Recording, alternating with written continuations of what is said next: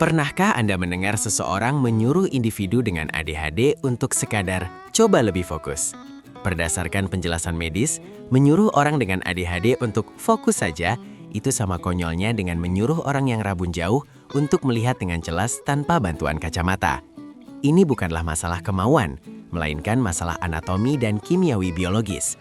Menurut edukasi kesehatan, otak mereka dirancang dengan cara yang secara fundamental berbeda.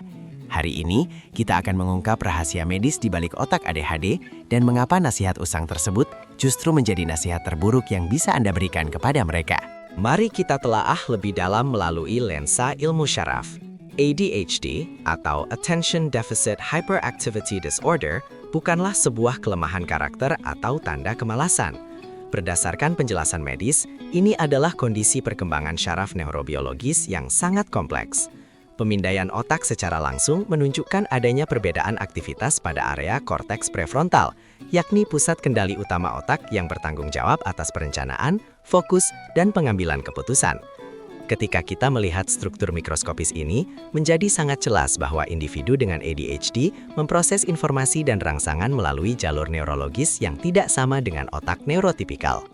Bayangkan otak ADHD seperti mesin mobil balap Formula 1 yang sangat canggih dan luar biasa cepat. Otak mereka mampu menghasilkan jutaan ide brilian, memproses pemikiran kreatif yang tidak terbatas, dan merespons rangsangan dari lingkungan dengan kecepatan yang mengagumkan. Menurut edukasi kesehatan, kapasitas kognitif dasar mereka seringkali berada di atas rata-rata. Mesin bertenaga tinggi ini membuat mereka sangat inovatif dan cepat dalam mengumpulkan informasi. Kecepatan ini adalah sebuah anugerah, sebuah mesin mental yang luar biasa kuat yang beroperasi tanpa henti setiap detiknya. Namun, disinilah letak masalah anatomisnya. Meskipun mereka memiliki mesin mobil balap yang sangat bertenaga, sistem pengereman mereka hanyalah sebatas rem sepeda biasa.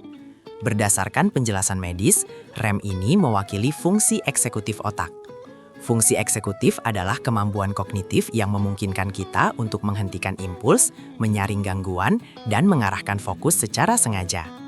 Ketika sebuah mobil balap yang melaju dengan kecepatan penuh hanya mengandalkan rem sepeda, kendaraan tersebut tentu akan kesulitan untuk dikendalikan.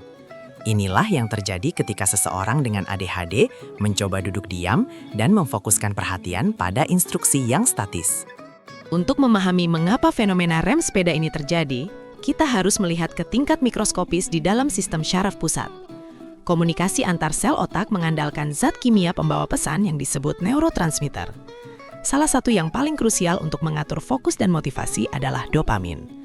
Menurut edukasi kesehatan, dopamin adalah bahan bakar penghantar yang memungkinkan sinyal perhatian berjalan lancar melintasi celah sinapsis di otak. Pada anatomi tanpa ADHD, produksi dan penyerapan dopamin berjalan memungkinkan mereka untuk mempertahankan fokus meskipun pada pekerjaan yang membosankan.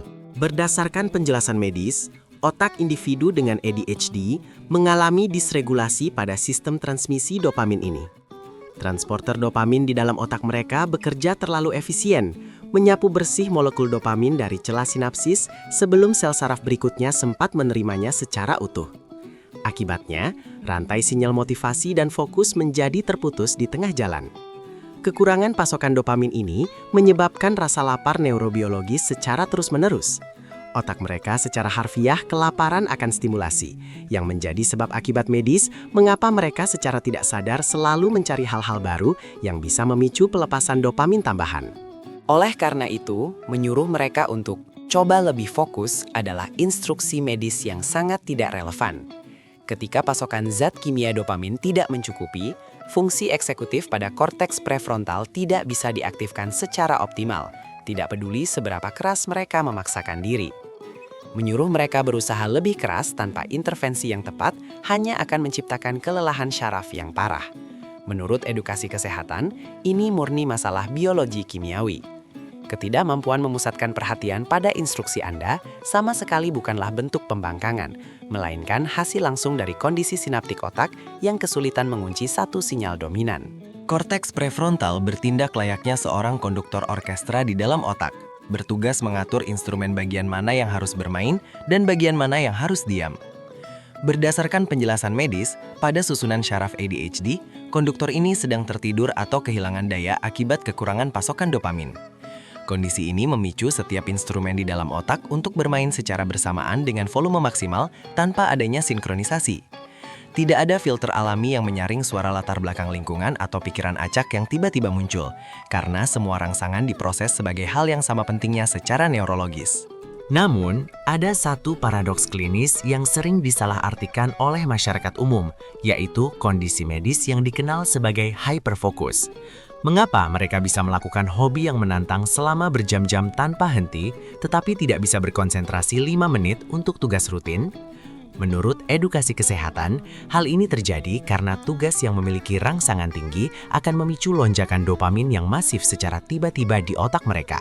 Banjir dopamin ini untuk sementara waktu menyempurnakan sistem rem sepeda mereka, memungkinkan mereka mengunci perhatian dan masuk ke dalam zona fokus yang sangat dalam. Paradoks hyperfokus inilah yang secara keliru sering memicu stigma negatif bahwa penyandang ADHD bisa fokus hanya kalau mereka mau, dan mengabaikan hal lain karena mereka malas atau memiliki niat buruk. Berdasarkan penjelasan medis, anggapan ini sepenuhnya tidak berdasar. Pergeseran fluktuatif antara ketiadaan fokus dan hyperfokus bukanlah suatu pilihan sadar yang bisa mereka kendalikan secara bebas. Ini adalah respons biologis otomatis dari sistem penghargaan otak yang bereaksi murni terhadap tingkat stimulasi dopaminergik dari luar. Menuduh mereka sengaja mengabaikan perintah hanyalah wujud ketidaktahuan atas mekanisme otak mereka. Berusaha bertahan hidup dan beradaptasi di dunia yang tidak dirancang untuk sistem saraf mereka, membutuhkan upaya kognitif yang luar biasa besar dan melelahkan. Menurut edukasi kesehatan, penyandang ADHD mengonsumsi lebih banyak energi glukosa di otak mereka hanya untuk menyelesaikan tugas-tugas administratif harian yang dianggap insting alami oleh orang tanpa ADHD. Tindakan menyusun jadwal, memproses instruksi bertahap, atau sekedar menahan diri dari gangguan menuntut kompensasi mental yang teramat berat. Akibat logisnya, mereka rentan mengalami sindrom kelelahan saraf yang nyata secara fisik, bukan sekedar keluhan biasa. Untungnya, sama seperti perbaikan rabun jauh yang bisa dikoreksi dengan lensa kacamata presisi, kondisi otak ADHD juga dapat dikelola secara optimal dengan intervensi yang tepat. Berdasarkan penjelasan medis, pengobatan farmakologis yang diawasi bekerja dengan target yang sangat spesifik. Obat-obatan ini diformulasikan untuk menghambat penyerapan kembali dopamin, membiarkan neurotransmitter tersebut bertahan lebih lama dan lebih stabil di celah sinapsis. Secara metaforis biologis, intervensi medis ini mengganti rem sepeda yang rentan tadi dengan sistem pengereman cakram hidrolik yang mutakhir, sehingga mesin kognitif mereka kembali terkendali. Selain dari dukungan medis, implementasi gaya hidup sehat dan teratur memainkan peran yang sangat krusial dalam merangsang neuroplastisitas otak. Menurut edukasi kesehatan, olahraga kardiovaskular secara rutin terbukti secara klinis mampu menstimulasi produksi dopamin dan norepinefrin secara alami, yang akan langsung menyokong kemampuan fungsi eksekutif. Pola makan bernutrisi tinggi yang padat protein dan asam lemak esensial menyediakan bahan baku utama bagi otak untuk mensintesis ulang neurotransmitter yang hilang. Intervensi gaya hidup ini berfungsi sebagai pelumas biologis yang mempertahankan keseimbangan kimiawi mereka setiap hari. Faktor pendukung lain yang sama esensialnya adalah modifikasi dan restrukturisasi lingkungan eksternal.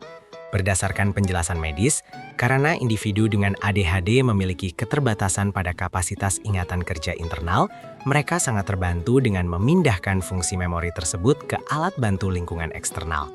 Membangun rutinitas yang terprediksi, memecah instruksi makro menjadi serangkaian langkah mikro yang spesifik, serta mensterilkan ruang kerja dari pemicu distraksi adalah metode yang terbukti ampuh. Strategi manajemen lingkungan ini bertindak sebagai perancah penopang neurologis buatan yang mendukung kelemahan kognitif jangka pendek mereka. Sebagai penutup, inilah saat yang tepat bagi kita untuk membuang segala mitos usang yang tidak didukung fakta sains. Menyuruh seseorang dengan ADHD untuk sekadar memaksakan diri agar lebih fokus adalah nasihat yang secara total mengabaikan realitas biologis mereka. Mereka sesungguhnya memiliki rancangan otak yang luar biasa cepat, kreatif, dan syarat akan potensi besar.